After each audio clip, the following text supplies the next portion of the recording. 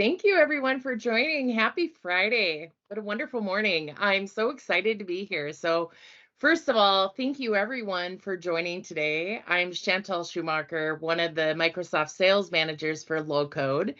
And I couldn't be more thankful for the opportunity to be here this morning. So thank you, RockHop, for the amazing partnership with Microsoft. We're grateful for all the wonderful work you do with our customers every single day.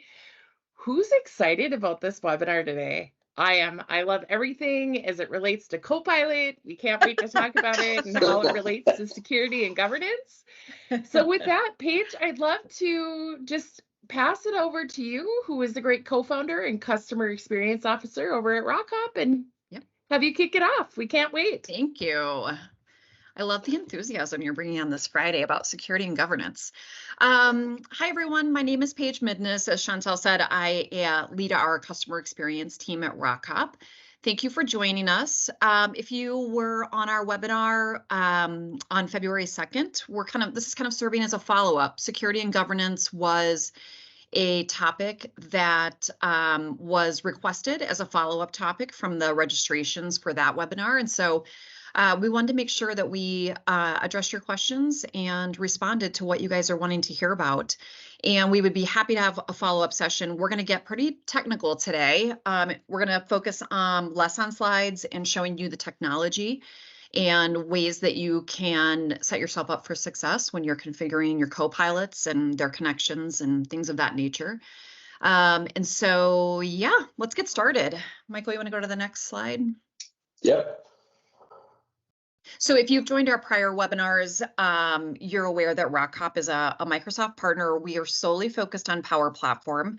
We have a solution development practice where we work a lot with Power Automate, Power Apps, all of that good stuff. And then we also have a data and analytics practice where we help customers with Power BI and their data architecture and needs. So all of the tools that come along with that as well in Azure and those areas. So go ahead to the next slide.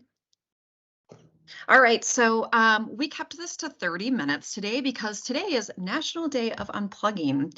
I certainly need one of those after it's been a long week, and so I'm planning on unplugging later today, though I'll probably be watching TV. So I wanted to start with a quick light poll, keep things casual here. It's Friday. So I'm going to put a poll up in the chat here. Let me find that. What percentage of Americans say that they interact with people more online than in person?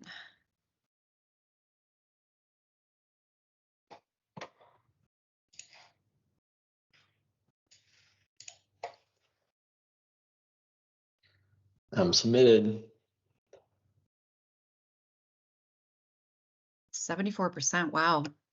So you'll be surprised to know that it's only 13%. Which was very reassuring to me. I was like, I could pick a question about how much time people spend on their phones, but that sounds depressing. So I was excited to see that most people feel like they still interact in person, and that's great. It's certainly my preferred interaction. All right. So Michael, go ahead. I think you're up next. Yep. All right. Awesome. So let's get Thank into you, Paige. Yep, let's get into it. I'll just introduce myself quickly. I'm Michael Buckman. I'm an architect at RockHop. I've been in the Microsoft space now for over 12 years now, mainly focusing on Power Platform over the last few years. I'm excited to show you a little bit about security and governance with Copilot, and let's jump into it. So today we're going to cover a few different types of security that you can configure with Copilot in Copilot Studio. I just want to preface that if you're not aware, Azure AD is now Entra ID. So I'm going to refer to it as Entra ID throughout the demos and presentation, just so you don't get confused. But yeah, I did want to call that out. So we're going to briefly go over the Entra ID authentication with Copilots and how that's configured and what that looks like, and the experience that the users have with Entra ID authentication. We'll then cover how you can implement SSO for things like Teams. If you do have Entra ID authentication for your Copilot, so if you're implementing that Copilot in Teams, then you can add SSO so they don't have to click login or anything. It'll just grab their token, their context that they're in Teams. And that's just one example for SSO that we'll cover. The next thing, if Entra ID authentication does not fit your need or is not does not work for you, then you can look into the generic OAuth 2.0 integration with Copilot. So anything that supports OAuth, you can use with Copilot and configure that so that users can log into that platform. We're going to be showing that connection or that authentication with HubSpot today. The next is going to be if none of those work for you and you don't have OAuth and maybe it's a smaller platform, you can't use Entra ID, then maybe there's a way that you can architect some security into your Copilot. So we'll look at that. And then lastly, we'll get into some governance tools that you can use with your Copilot. So a lot of things from the COE toolkit. If you're not familiar with that, that's the Center of Excellence. And it's a toolkit that Microsoft provides for free that you can install in your Power Platform tenant. We did a webinar on that a little bit ago, and so feel free to kind of rewatch that. We have a video in our YouTube channel that you can kind of see how to get started with that and what the tools are involved with that. But we'll cover the one specific to Copilot today. And we'll briefly look at DLP policies because those do apply to Copilot as well. So enough talking here about the agenda. Let's get into it. Demo. All right. So the first one is the Entra ID authentication. Again, that's kind of great for anything that uses Entra ID for authentication. So really anything in your Microsoft ecosystem, you will be able to authenticate for Copilot and make sure that you have that security trimming within Microsoft or within your M365 tenant. So we will look at SharePoint for that, just an easy use case, and watch that in action. So let's go ahead and dive into it. So the first thing I'll cover here is you will get prompted to log in. So the user will first get a login message just like that in the screenshot. They will click on that. They'll have to authenticate through Entra ID, and then they'll get a code, and they'll paste that in their chat, and that will authenticate them. So let's jump in. Okay, so I did, and I covered that because I accidentally authenticated right before the webinar. I had it cleared my cookies, and then I did log in. So I did want to cover that is the experience, is that you'll click the login and you'll get a code, and it will then authenticate you into this Copilot. And then where this is configured at, all security is covered under the security tab in Copilot, and then you go into authentication. Now that you can have no authentication on the Copilot, which we're not going to show at all in this demo, we are going to cover security. So we're actually going to be using the manual configuration throughout this webinar, and we're going to make sure that we have the required users to sign in checked. And then prior to this webinar, I created an app registration within, they have not changed this yet. It says Azure Active Directory, but I created an Entra ID app registration. I grabbed the client secret and the client ID from that app registration and added it to these fields.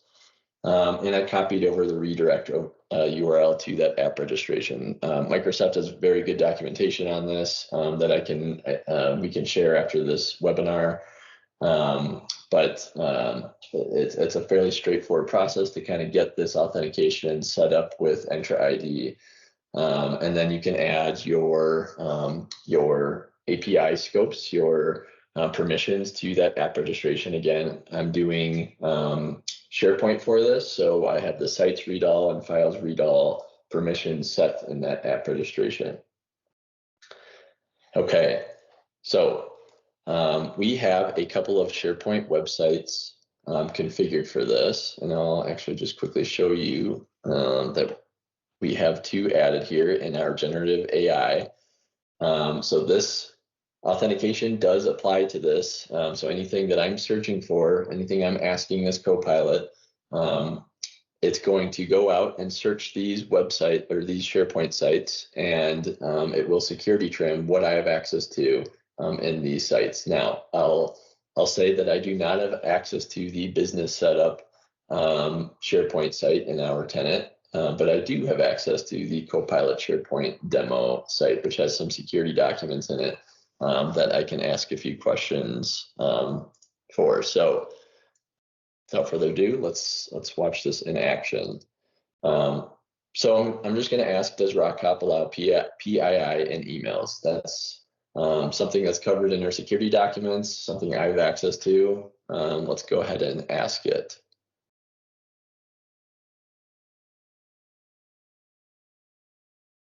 Going to take a second to wake up. It is Friday. Okay. So I did get a response. This is correct. These are the correct documents that it pulled from SharePoint. So that's great. I have access to that. I was expecting that response.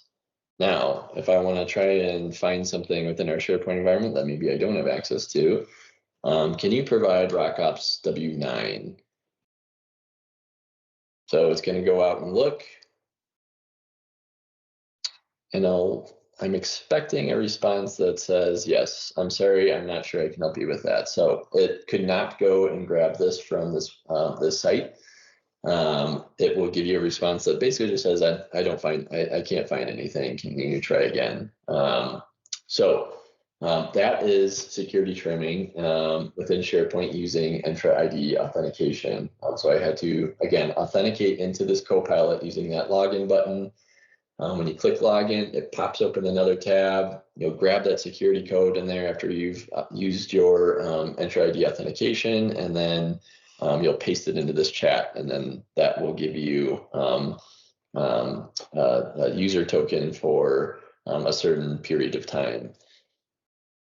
Okay, so that is Entra ID authentication. Now, I wanted to cover we don't need to do that login prompt every time if we are able to set up the SSO integration for something like Teams. Since we're already authenticated into Teams, we can just set up SSO there, and it will grab the context of that user who's logged into Teams and do that authentication for you and automatically security trim that. So I can show you an example of this. First, I'll show you the setup. So let me go into that. Let's go to security. First, there is this field that, again, we can provide the documentation on this. There is a great document. In fact, if you click this, it will actually open up the documentation for SSO and setting this up with the different providers. So that's a quick and easy way to kind of go through the steps to set this up. But this is grabbed from the app registration.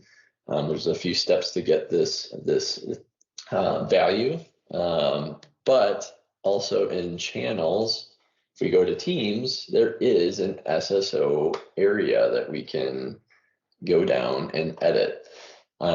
So in this section, Teams channel SSO, we'll add the client ID and the resource URI. Again, there's steps to cover on how to generate those and set those up. And then you'll need this app ID to kind of complete the cycle for SSO and to make sure that the authentication is indeed calling back. So let's go and just show what this kind of looks like within Teams. So I have a conversation that I did previously with that exact same site that I was talking about with security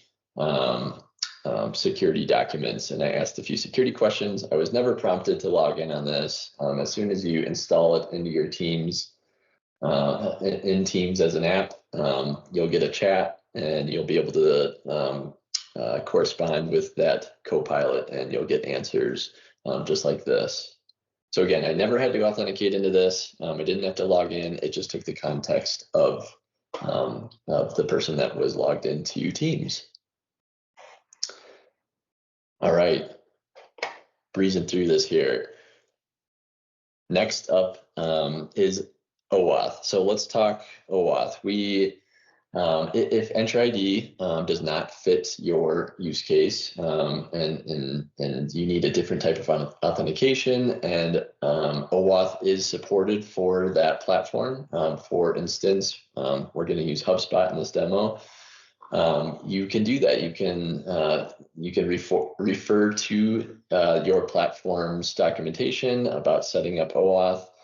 And each one is a little bit unique, and you can follow the steps to kind of fill in these different fields for OAuth, which we'll see in a second within the Copilot.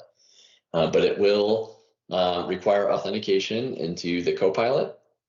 It will then take that user's token, and it will then supply a user's token who's logged in, and you can use that to call HTTP REST API calls from the Copilot itself, or you can call out to a flow and make those calls within a custom connector or something, or an HTTP call within the flow.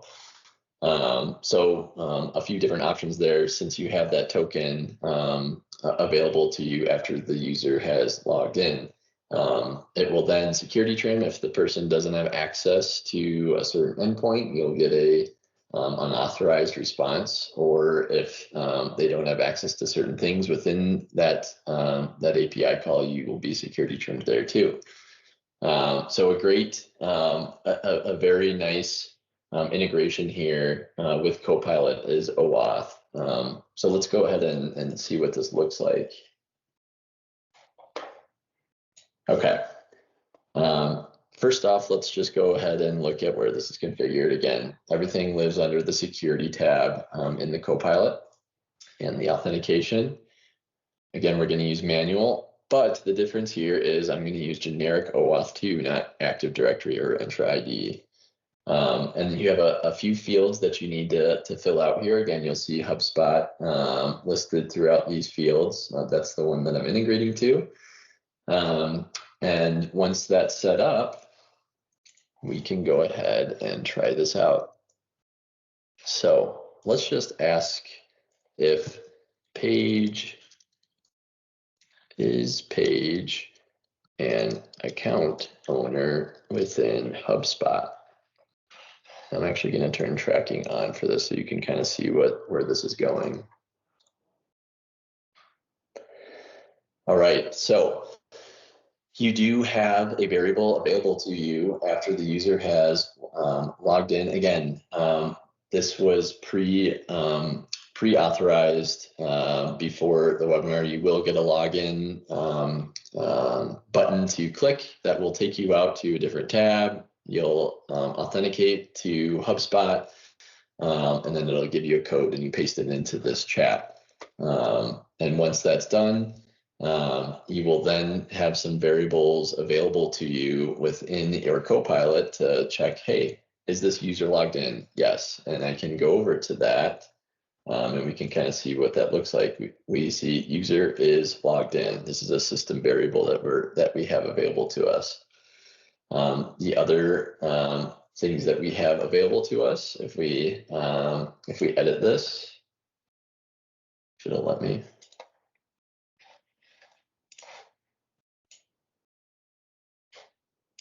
Oh, it doesn't want to pop this open. So I don't want to refresh this for a second. I will refresh it actually in a second just to see what this looks like. But we do have a variable. In fact, I'm just going to, we'll pop this open here and we can see it. Let's go down to user. You can see user access token here. So I can use that user access token for an HTTP call within my Copilot. So in this case, I'm calling out to HubSpot. and I'm adding that to my authorization header to get a call back. So it is in the context of the user. This API call is in the context of the user, and we'll get a proper response. So I do have access to this endpoint.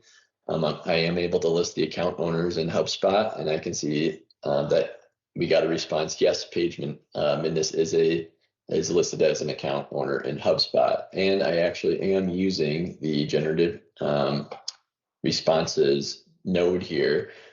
So that response that I get from HubSpot in that HTTP call, I feed it into the custom data source here to essentially give me a generative answer. So using a little bit of AI here to format that answer back.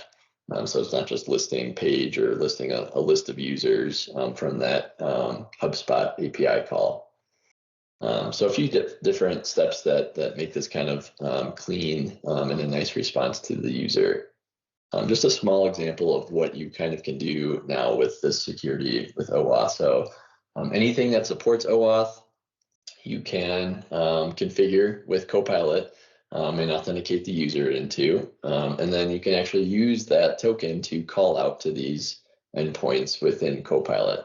Again, you can also send that token over in a flow. I decided to keep this all within Copilot and keep this simple.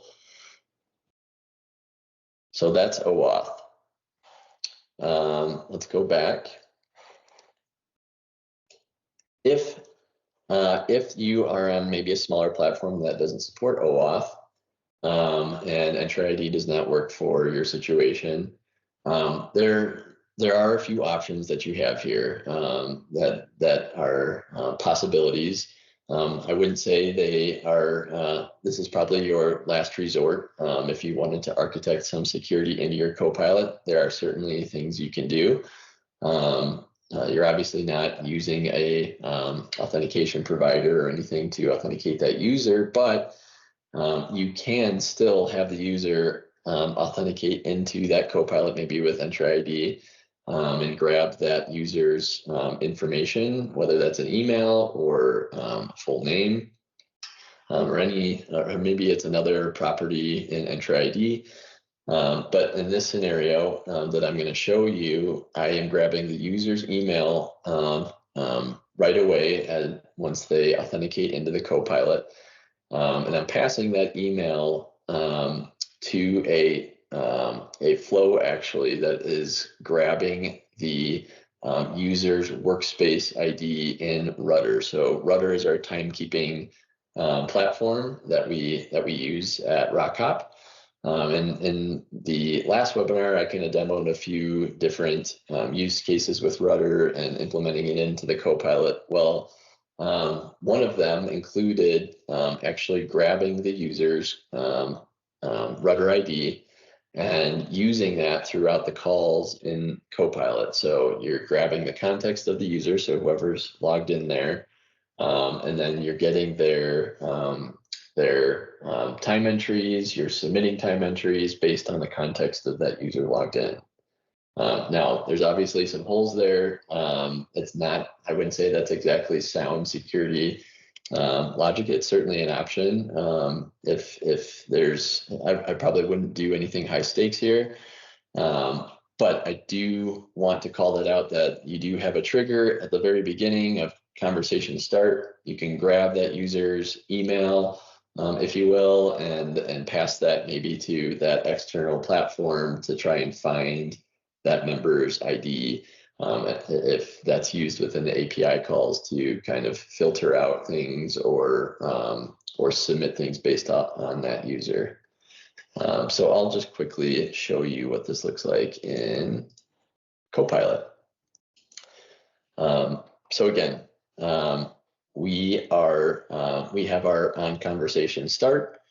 We're grabbing the context of the user that is logged into this using Entry ID, authenticating with Entry ID, and passing that into the flow and that flow is spitting out a member ID from Rudder, and then we are assigning that to a global variable that we can then use throughout our API calls to Rudder in this Copilot. So again, that's kind of a last resort, or if none of the other options work. I would imagine that this security is going to get far more robust as Copilot grows and matures. For now, these are kind of what's supported with Copilot. I think it supports a lot of different scenarios between Entra ID and OAuth. And then again, if you needed to do something like this, architecting, grabbing the workspace members ID, that is something you can do to kind of cover some of those gaps. Okay. Michael, we do have one question. Oh, yes, please. From Brian. Is SSO only available for Entra, or can that be done with OAuth as well? I actually do not think it's supported with OAuth yet. Not that I saw. Everything was with Entra ID. So I would imagine that's coming. Again, they're adding security features very rapidly to this, and it's changed a lot even since the summer. So yes, that is not supported, I don't think, with OAuth yet, but just Entra ID. Okay. We have one more question from Pamela. What would be the best authentication method to use for SharePoint? They want to use chatbot for intranet, but saw that SSO wasn't supported for SharePoint Online. The best authentication would definitely be Entra ID for SharePoint. It's exactly what the first and second use case were. You'll want to set up an app registration with SharePoint API permissions, and you'll add that to your Copilot. And then in terms of SSO, it really depends where you want to use that SSO. And in this case, we used Teams, where you're grabbing the context of the user within Teams. But it kind of depends what you want that SSO journey to look like. But the login is it's definitely a step in the Copilot. But if you already have your authentication within a browser and then Entra ID, it will take that, and all you're doing is basically grabbing the code and copying it back into Copilot. There's no real login that you have to do. So it will still kind of grab your context within that browser if you're using it within a browser. Did that answer your question?